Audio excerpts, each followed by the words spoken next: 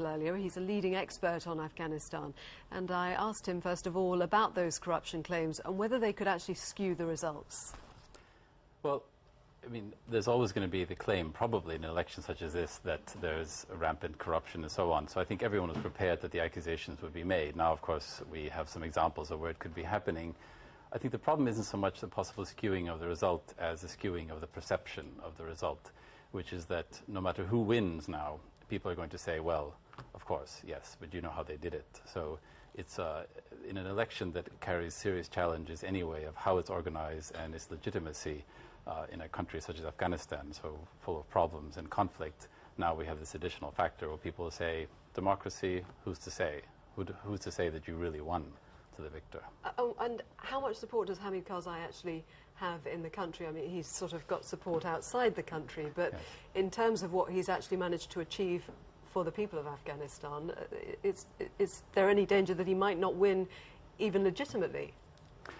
Well, he carries both the advantages and the disadvantages of being the incumbent. So advantages, as we know, we've been reading, he's been able to kind of build coalitions and so on, and some would say overusing the powers of incumbency, which are always hurled at any sitting elected official. But the disadvantage as well is that he, of course, has presided over this country in a time in which there have been massive problems, and anyone seeing problems in Afghanistan now is going to point their finger at him. Whether or not he can really be blamed or not is a different question, but I think part of the problem is, can people find a credible alternative? Of course, there are other candidates, a few dozen of them, a few leading candidates. I think there's a lot of skepticism in general. People are very tired. Above all, I would say they're tired in Afghanistan of decades of problems, conflict, security issues, a lack of economic opportunity and so on, and some may indeed pin it on him.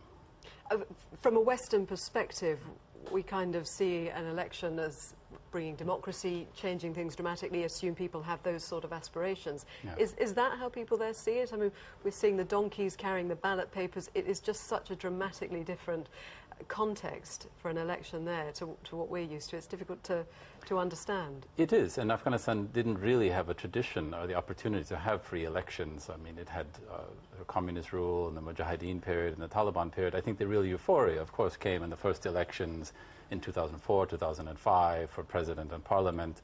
I think people are a bit wary now. I think they're also a bit more worried. I mean, there are various threats about participation, but it's really the only chance they have. And I mean, we'll know from the turnout, I would guess it's probably lower. Like in any country that's been freed, the level of participation drops.